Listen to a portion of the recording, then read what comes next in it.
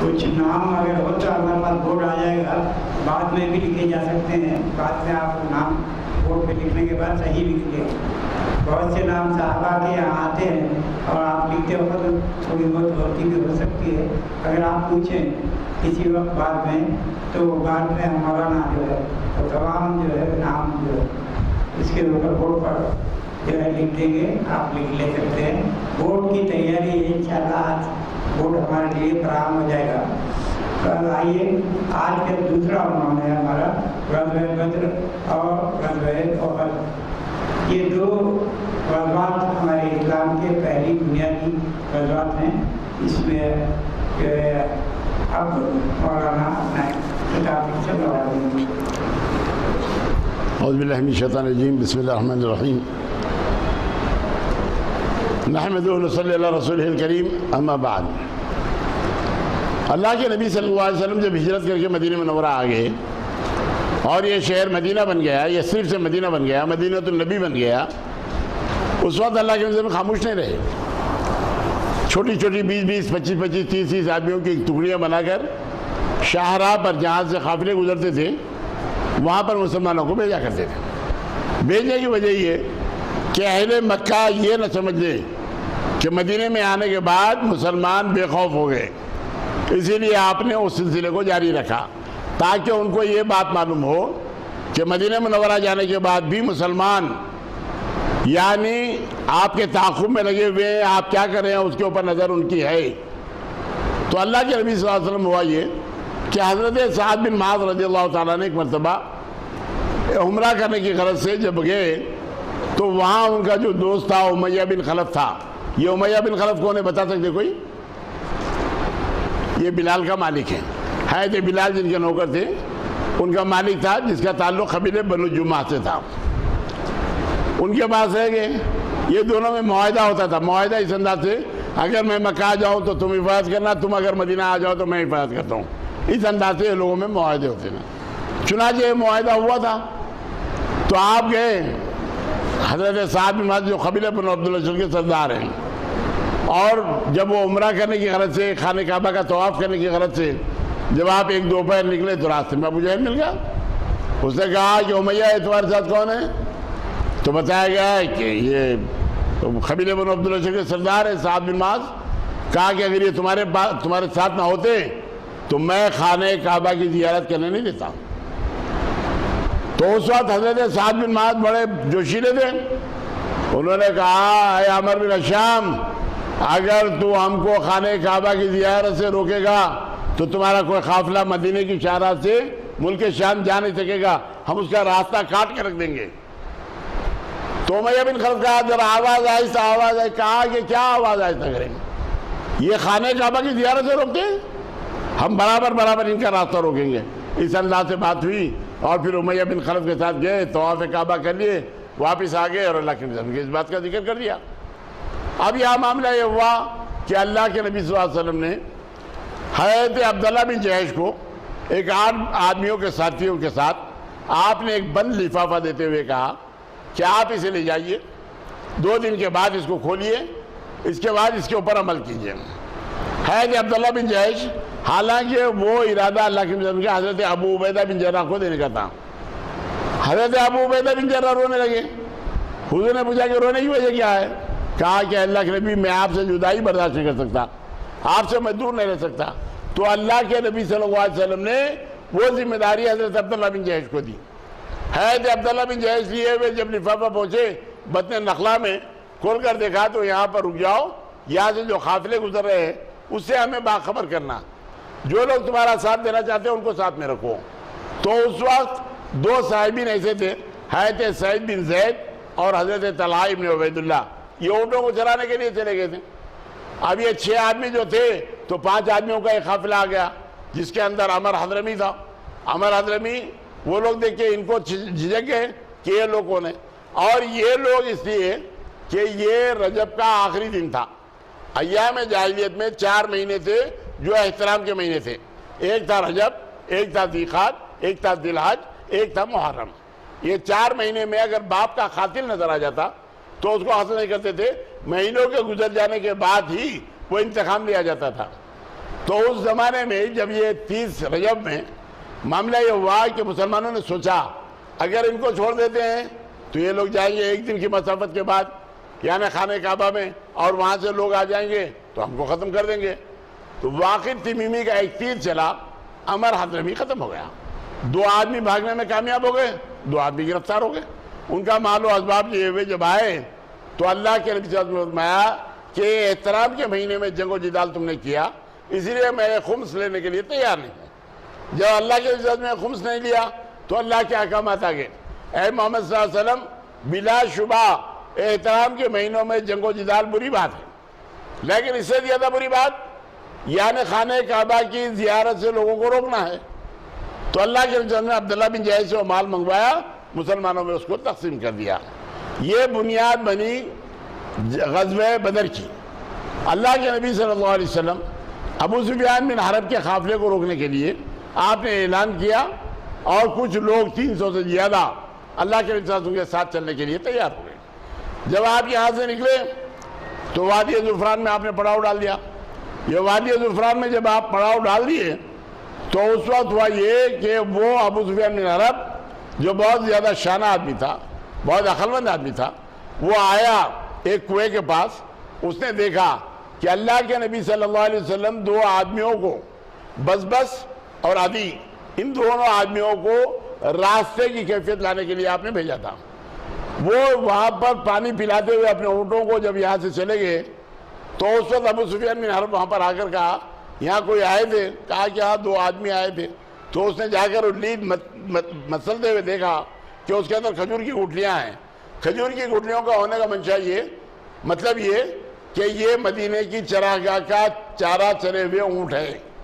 اس نے خطرہ محسوس کیا، بحر احمر کے راستے سے اپنے اس قافلے کو لے جانے کے لیے وہ تیار ہو گیا۔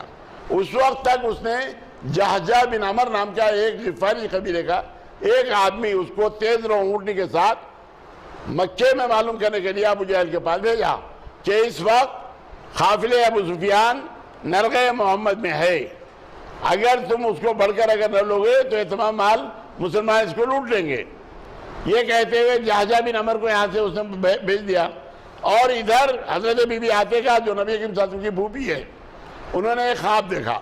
خواب یہ تھا کہ ایک شخص آیا اور وہ یعنی خانہ کعبہ پر چڑھ گیا اور یہ کہا کہ لوگوں دوڑو اپنے قتل گاہوں کی جانب، لوگوں دوڑو اپنے قتل گاہوں کی جانب۔ یہ کہتا ہوا جبل بقبیس پر چڑھا، وہاں سے اس نے ایک چٹان اٹھائی جس کے تمام ذرے مکے کے گھروں میں تمام پھیل گئے۔ اب یہ حضرت بی بی عاتقہ نے اپنا خواب اپنے بھائی عباس بن عبد المطلب کے سامنے سنایا۔ حضرت عباس بن عبد المطلب اپنے دوست ولید کے سامنے جو عتبہ کا بیٹا تھا، عتبہ بن ربیعہ کا، اس کے سامنے سنایا، اور یہ بات عتبہ بن ربیعہ نے ابو جہل سے کہی۔ تو ابو جہل نے کہا کہ چلو اب قبیلہ بنو ہاشم کی عورتیں بھی نبوت کا دعویٰ کریں گی۔ جب یہ تمام بات اس نے کہی تو یہاں پر حضرت عباس جب واپس گھر آئے تو دیکھا قبیلہ بنو ہاشم کی تمام عورتیں بیٹھی ہوئی ہیں۔ انہوں نے کہا یہ تو خواب تھا، نبوت کا تو دعویٰ نہیں تھا، تم نے ابو جہل کا جواب کیوں نہیں دیا؟ حضرت عباس بن عبد المطلب ابو جہل کا جواب دینے کے لیے جب خانہ کے کعبہ کی طرف پلٹے تو اس وقت تک وہ جہجہ بن عمر جو حضرت ابو سفیان کا بھیجا ہوا تھا وہ آ گیا، اور آنے کے بعد اس زمانے میں دستور یہ تھا وہ اونٹ کے کان کاٹ دیتے، کجاوے کو الٹا لگا دیتے، خمیز پھاڑ کر اس پر ڈال دی جاتی اور اس اونٹ کو چھوڑ دیا جاتا۔ یہ اونٹ چنگارتا ہوا جب پھرتا تو لوگ سارے کے سارے لوگ آ جاتے اور کوئی اہم بات ہونے والی ہے خانہ کعبہ میں جمع ہو جاتے۔ تو اس وقت دو لوگ جمع ہو گئے تو اس وقت ابو جہل نے یعنی تمام لوگوں کو راغب کیا اس بات کے لیے کہ چلو مسلمانوں کو جو بڑھتی ہوئی طاقت ہے ان کو نعوذ باللہ نیست و نابود کر دیں گے۔ 1000 کا لشکر جرار تیار ہوا اور یہاں سے یہ لوگ نکلے۔ ادھر ابو سفیان بن حرب بحر احمر کے راستے سے اپنے قافلے کو لے جانے میں کامیاب ہو گیا۔ وادی زعفران میں اللہ کے نبی صلی اللہ علیہ وسلم ہے، وادی زعفران میں آپ نے صحابہ سے مشورہ کیا، بتاؤ اس وقت ہم کیا کریں؟ حضرت ابوبکر صدیق نے کہا کہ اللہ کے نبی اس لیے کہ وہ قافلہ جا چکا، ایک لشکر جرار آ رہا ہے، کہا کہ ہم ان سے مقابلہ کر لیں گے۔ تو اس وقت حضرت عمر نے کہا کہ اللہ کے نبی ہم مقابلہ کر لیں گے، لیکن حضرت مقداد بن عمر الاسودی انہوں نے کہا کہ اللہ کے نبی ہم وہ نہیں جو قوم موسیٰ کی طرح کہے کہ اے موسیٰ تم اور تمہارا خدا جا کر لڑو، ہم یہاں بیٹھے رہیں گے، ہم تو آپ کے دست اقبرت پر ایمان لائے ہیں، لے چلیے اس جانب جہاں اللہ نے آپ کو حکم دیا ہے۔ اللہ کے نبی صلی اللہ علیہ وسلم کے چہرے اقدس کے اوپر تبسم آیا، آپ نے حضرت سعد بن معاذ کی طرف دیکھا، حضرت سعد بن معاذ نے پوچھا سوال ہم سے؟ کہا کہ ہاں، کہا کہ اے اللہ کے نبی اللہ کا سچا اور برگزیدہ نبی آپ کو مان کر آپ کے دست اقبرت پر ایمان لائے ہیں، اگر آپ ہمیں کہے تو سمندروں میں چھلانگیں لگا دیں، اگر آپ ہمیں کہے تو برق الغمات تک پہنچ جائے۔ اللہ کے نبی صلی اللہ علیہ وسلم کے چہرے اقدس پر تبسم آیا، حضور نے فرمایا کہ اللہ نے مجھ سے یہ وعدہ کیا ہے یا تو قافلے ابو سفیان ہاتھ آئے گا یا میدان کارزار میں مسلمانوں کو کامیابی ہوگی، چلو اللہ کا نام لے کر۔ اس انداز سے اللہ کے نبی صلی اللہ علیہ وسلم یہاں سے نکلے۔ اس وقت تک مدینہ منورہ سے 70 میل کے فاصلے پر بدر کی وادی ہے۔ یہ بدر کی وادی کیسی ہے؟ یہ 70 میل پر ہے لیکن بہتری شکل کا، یہ 5.5 میل اور 4.5 میل اس انداز سے لمبا ایک میدان ہے جہاں پر ایک چشمہ ہے جس میں 14ویں رات کے چاند کا مکمل عکس نظر آتا ہے۔ دوسری روایت یہ یہاں پر ایک قبیلے کا سردار تھا جس کا نام تھا بدر، اسی کے نام پر یہ وادی بدر کہلاتی ہے۔ یہاں پر کفار مکہ آ گئے تو اس وقت اللہ کے نبی صلی اللہ علیہ وسلم کے لیے میدان بدر میں ایک عریشہ لگایا گیا، ایک جھوپڑی بنائی گئی ایک ٹیلے پر، اور اللہ کے نبی صلی اللہ علیہ وسلم یعنی رات بھر محو دعا رہے۔ یہ 16 اور 17 رمضان مبارک 2 ہجری کی رات تھی، اس لیے کہ اللہ کے نبی صلی اللہ علیہ وسلم بارگاہ خداوندی میں اللہ کو منانے کے لیے دعائیں کرتے رہے۔ اب یہاں دیکھیے کہ اس وقت صحرا نے یعنی جو گرم تھا تپتا ہوا تھا اس نے دعا مانگی بارگاہ خداوندی میں، دعا صحرا نے مانگی دامن امید پھیلا کر بہارا بھیج دے یا رب، بہارا بھیج دے یا رب، میرے اوپر سے گزرا نوح کے طوفان کا پانی، تاسف ہے کہ اس وقت ہو گئی مجھ سے یہ نادانی، خبر کیا تھی الہی ایک دن ایسا بھی آئے گا کہ تیرا ساقی کوثر یہاں تشریف لائے گا، معزز مہمانوں کا صدقہ مہربانی کر بہارا بھیج دے یا رب، بہارا بھیج دے یا رب۔ جب صحرا نے دعا مانگی تو پانی آیا، جب یہ پانی پڑا تو مسلمان بے خوف ہو گئے، ٹھنڈی ہوائیں چلنے لگی اور بے خوفی کے عالم میں مسلمان سو گئے۔ اور ادھر کفارہ مکہ ابو جہل بڑے ناز و نام میں تو آیا تھا مسلمانوں کو نعوذ باللہ ختم کرنے کے لیے، لیکن رات بھر شباب کباب سب معاملہ چلتا رہا اور یہ رات بھر ہم جاگتے رہے، صبح کو اٹھے تو یہ بودے ہو گئے، مسلمان خبی ہو گئے اور یہ لوگ بودے ہو گئے۔ اور سب سے پہلے یعنی سپہ سالار اعظم نبی کریم صلی اللہ علیہ وسلم میدان کارزار میں یعنی سب بندی آپ نے کروائی، مسلمانوں کو سب بندی کی عادت نماز کی حالت میں دے دی گئی تھی۔ آج میدان کارزار میں اللہ کے ان کے ہاتھ میں ایک چھڑی تھی، ایک چھڑی سے کھینچتے ہوئے آپ نے تمام صحابہ کو یعنی لین میں سب بندی میں آپ ٹھہرا کر دیا۔ اللہ کے نبی صلی اللہ علیہ وسلم چاہتے یہ تھے کہ منظم طریقے سے جنگ ہو، ورنہ اس سے پہلے ہوتا یہ تھا جو جس کے سامنے آ جائے وہ اس سے لڑ لیتا تھا۔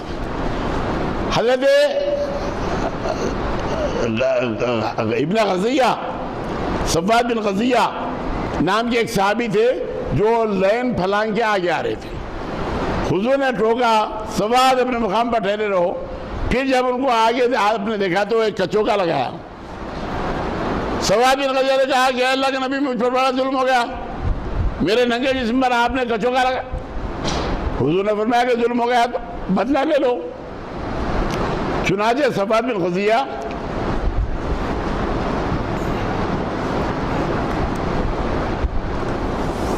کو اللہ کے نبی صلی اللہ علیہ وسلم نے کہا کہ اللہ کے نبی میرا جسم تو ننگا ہے۔ حضور نے اپنا پیرین مبارک اپنا خمیص ہٹایا، صفوان بن غزیہ چمٹ گئے، بوسے لینے لگے۔ پوچھا کیا ہو رہا ہے؟ کہا کہ اللہ کے نبی بدلہ لینا کسے مقصود ہے؟ میدان کارزار گرم ہوا چاہتا ہے، شہادت کی تمنا دل میں ہے، اسی لیے لڑنے کے لیے جا رہا ہوں، آپ کے جسم اندر کا ایک بوسہ مل گیا، یہی میرے لیے غنیمت ہے۔ اس انداز سے فرمایا۔ تو اس وقت جب یہ سب بندی کروائی جا رہی تھی، ذرا ان کو جگہ دو، ذرا سنو ذرا، اب آگے 1 گھنٹے کے اندر بھی سو رہے تو کیسا ہوں گا؟ قوم پوری سو رہی، قوم پوری سو رہی، تم بھی سو رہے ہیں۔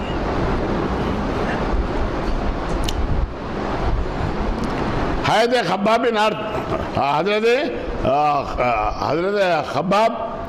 حضرت حباب بن منذر رضی اللہ تعالیٰ عنہ، انہوں نے آگے بڑھ کر کہا کہ اللہ کے نبی جو سب بندی کروا رہے ہیں، کیا یہ حکم الہی ہے، وہی کے ذریعے بتائی گئی ہے یا جنگی حکمت عملی ہے؟ حضور نے فرمایا جنگی حکمت عملی۔ کہا کہ اللہ کے نبی اس سے زیادہ مناسب وہ مقام ہے جہاں سے ہم لڑتے ہوئے دشمنوں پر حاوی ہو سکتے ہیں۔ ایک اونچا ٹیلے کے اوپر حضرت حباب بن منذر انصاری نے وہ جگہ بتلا دی، تو حضور نے اس سب بندی کو توڑتے ہوئے اس مقام پر سب بندی کروائی جہاں حضرت حباب بن منذر نے کہا، اور یہ تمام جو پانی کے کنویں تھے اس کو پاٹ دیا گیا۔ ایک شیری یعنی میٹھے پانی کا ایک کنواں، اس کو برقرار رکھا گیا، ایک ہاؤس بنایا گیا، اس میں پانی جمع کر دیا گیا، میدان کارزار میں وقتاً فوقتاً اگر پانی کی ضرورت پڑے تو مسلمانوں کو جلد سے جلد مل سکے۔ اب یہ ہونے کے بعد دشمن وہاں تک پہنچ گئے۔ اللہ کے نبی صلی اللہ علیہ وسلم ایک ٹیلے کے اندر ایک عریشے کے اوپر، اور جہاں پر حضرت ابوبکر صدیق آپ کی محافظت میں آپ ٹھہرے ہوئے ہیں باڈی گارڈ بن کر، اور حضرت سعد بن معاذ ٹھہرے ہوئے ہیں نیچے۔ حضرت سعد بن عبادہ کو اس زمانے میں سانپ کاٹ لیا تھا، اس لیے وہ گھر واپس چلے گئے تھے۔ یہ معاملہ تو ہوتا رہا، تو اللہ کا یہ برگزیدہ نبی میدان بدر میں رات بھر محو دعا رہا کہ پروردگارا یہ نہایت مسلمان ہیں، ان کو میدان کارزار میں لایا ہوں، کھانے کے لیے ان کے پاس کچھ نہیں ہے، ان کو کھانے کو دے دے، ان کے پاس کپڑا نہیں ہے انہیں کپڑا دے دے، ان کے پاس سواریاں نہیں ہیں انہیں سواریاں دے دے، اے اللہ ان کی حفاظت فرما، اگر یہ میدان کارزار میں کام آ جائیں تو پھر تیرا نام لینے والا پورے زمین پر کوئی باقی نہیں رہے گا، آپ ان کی حفاظت فرمائیے۔ اللہ کی بارگاہ میں دعائیں ہوتی رہی رات بھر۔ آج بھی اگر کوئی مسلمان صرف دل سے 16 اور 17 رمضان مبارک کی رات اگر دعا کرتا ہے بارگاہ خداوندی میں، تو اللہ تعالیٰ ان کی دعاؤں کو قبول کرے گا، اس لیے کہ یہ سنت نبی ہے۔ اب معاملہ یہ دیکھیے، صبح جب میدان کارزار تو اللہ کے نبی نے اس بات کا خیال رکھا کہ دھوپ کی شعاعیں کہیں آنکھوں کو چوندیاں نہ دیں، ہواؤں کا رخ کہیں تیروں کو پلٹا نہ دے۔ پھر صحابہ کو حکم دیا اگر صاحب دور ہے دشمن پتھر سے، قریب آ جائے نیزے سے، اور قریب تیر سے، اور قریب آ جائے تو نیزے سے، اور قریب آ جائے تو پھر تلواروں سے مقابلہ کرو۔ اب یہاں معاملہ یہ ہوا،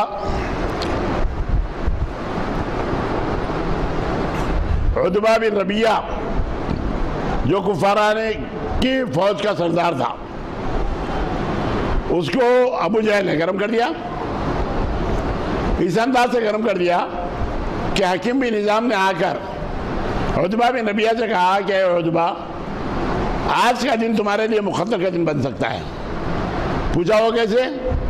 کہا کہ اس جنگ کا جو دار و مدار ہے عمر حضرمی کے خون پر ہے، اگر عمر حضرمی کے خون کا بدلہ کر دے دیا جائے تو یہ ہمارے اپنے ہی تو ہیں، ان سے کیا لڑیں گے ہم، اور یہ شجاعت کے پتلے ہیں، جب تک یہ ایک دو آدمی کو ختم نہیں کریں گے گھر جانے کے امید ہی نہیں رکھتے، گھر جانے کی ان کو تمنا ہی نہیں ہے۔ مسلمان اس انداز سے آئے ہوئے ہیں، اگر یہ خون بہا دے دیا جائے تو یہ جنگ ٹل سکتی ہے۔ تو عتبہ نے کہا کہ وہ میں اپنے طرف سے دینے کے لیے تیار ہوں، لیکن تم ایک کام کرو، ابو جہل سے بھی تھوڑی رائے لے لو۔ تو ابو جہل کے پاس پہنچے، تو ابو جہل نے کیا کہا؟ ابو جہل نے کہا کہ چونکہ اس کا بیٹا ابو حذیفہ مسلمان ہو گیا ہے، اس لیے عتبہ کا سینہ پھول رہا ہے، وہ جنگ سے کتراتا ہے، جنگ کرنا نہیں چاہتا۔ اس انداز سے اس نے تانا دیا۔ عتبہ نے کہا میدان کارزار بتائے گا کہ سب سے پہلے کون اپنا خون بہاتا ہے۔ چنانچہ جب سب بندی ہو گئی تو اس زمانے میں ہوتا کیا تھا، مبادرہ طلبی کے لیے کچھ لوگ نکلتے تھے۔ مبادرہ طلبی ہوتا پہلے مقابلہ کرنے کے واسطے، یعنی دکان کے اندر پہلی بھونی کرنے کے واسطے جیسے آدمی آتا تو دکاندار کیا کرتا، اس کو خالی نہیں کرتا، انہیں کم زیادہ کچھ بھی بڑا تو دے دیتا تاکہ دن اچھا گزرے۔ ویسے ہی 3 آدمی یعنی عتبہ اپنے بھائی شیبہ اپنے بیٹے ولید کو لیا ہوا میدان کارزار میں مبادرہ طلبی کے لیے آیا۔ جب مبادرہ طلبی کے لیے آ گیا یعنی جنگ کرنے کا، اے محمد کون ہے جو ہمارے ساتھ جنگ کرنے کے لیے تیار ہیں تاکہ ہمارے ہاتھ سے وہ جنت میں چلے جائے یا ہم اس کے ہاتھ سے دوزخ میں چلے جائیں. ایک طنز کرتا ہوا تانا کرتے ہوئے آ گیا. تو 3 انصاری صحابے نکلے اپنے تلواروں کو لہراتے ہوئے ہوا میں، جس کے اندر ایک معاذ ہے، ایک معوذ ہے، ایک عبداللہ بن رواحہ ہے. تو اس وقت کہا کہ کون تم لوگ کون ہو؟ تو کہا کہ ہم انصار ہیں، مدینہ کے رہیں. کہا کہ ہم فلاحوں سے لڑنے کے لیے نہیں آئے.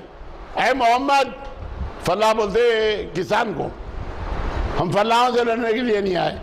اے محمد، ہمارے ہم کفو ہم فلاح لوگوں کو بھیجو.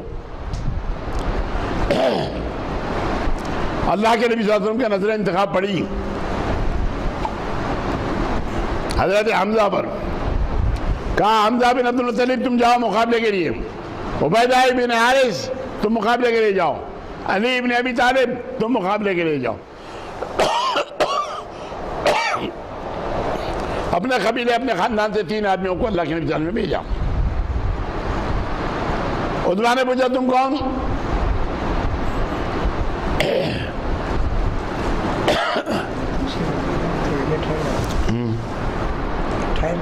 ہاں. عتبہ نے پوچھا کون؟ حمزہ نے کہا میں حمزہ بن عبد المطلب ہوں. کہا کہ یہ عبیدہ بن حارث بن عبد المطلب ہیں، یہ حضرت علی بن ابی طالب بن عبد المطلب ہیں. ہاں. کہا کہ تم ہم پلہ ہو، ہم کفو ہو، تم سے لڑنے میں ہمیں مزہ آئے گا. یہ کہتے ہوئے جب مقابلہ ہوا تو بالکل اس انداز سے حضرت حمزہ کی جولانی کیسی، حضرت حمزہ کا لڑنا کیسا. یہ جانے جوالان جری جب دونوں اپنے ہاتھوں میں تلواریں سوچ کر میدان کارزار میں نکلتا تو بڑے بڑے سورما دہل جاتے تھے. حضرت حمزہ کے اوپر ایک وار کیا عتبہ. حضرت حمزہ نے تلوار پر تلوار کو روکا. حضرت حمزہ کی تلوار چلی. چونکہ عتبہ کا بڑا سر بڑا تھا، امامہ باندھ کر آیا تھا، ہیلمٹ نہیں آتی تھی، خود کے نیچے اپنے آپ کو چھپایا، خود کٹی، سر کٹا، گردن کٹی، دھڑ کٹا، جسم کے 2 ٹکڑے ہو گئے. یہ تیغ حمزہ تھی، دعوے تھے اس کو خاکساری کے. یہ تیغ حمزہ تھی، دعوے تھے اس کو خاکساری کے. اور ادھر حضرت علی بن ابی طالب اس کے بیٹے ولید کے لیے مقابلہ کر رہے ہیں. ولید پختہ کار، حضرت علی کم عمر، کبھی آگے بڑھ کر کبھی پیچھے ہٹ کر پیدرے بدلتے ہوئے حضرت علی لڑ رہے ہیں. بڑے بڑے لوگوں کو رشک ہوتا تھا حضرت علی کے لڑنے پر. حضرت علی بن ابی طالب کا ایک بات چلا، ولید ڈھیر ہو گیا. یہ دونوں نظارہ کر رہے تھے. حضرت عبیدہ بن حارث، شیبہ نے ان کو زخمی کیا پیر پر، یعنی پیر کی ہڈی ٹوٹ گئی، گودا نکلنے لگا. ان دونوں نے ایک ایک بار کیا، شیبہ کو بھی واسطے جانم کیا اور ان کو لیے ہوئے آگے. اللہ کے نبی صلی اللہ علیہ وسلم سے پوچھا عبیدہ بن حارث نے کہ اللہ کے نبی میری شہادت کے بارے میں حضور نے تصدیق فرمائی، ہاں تم شہید ہو.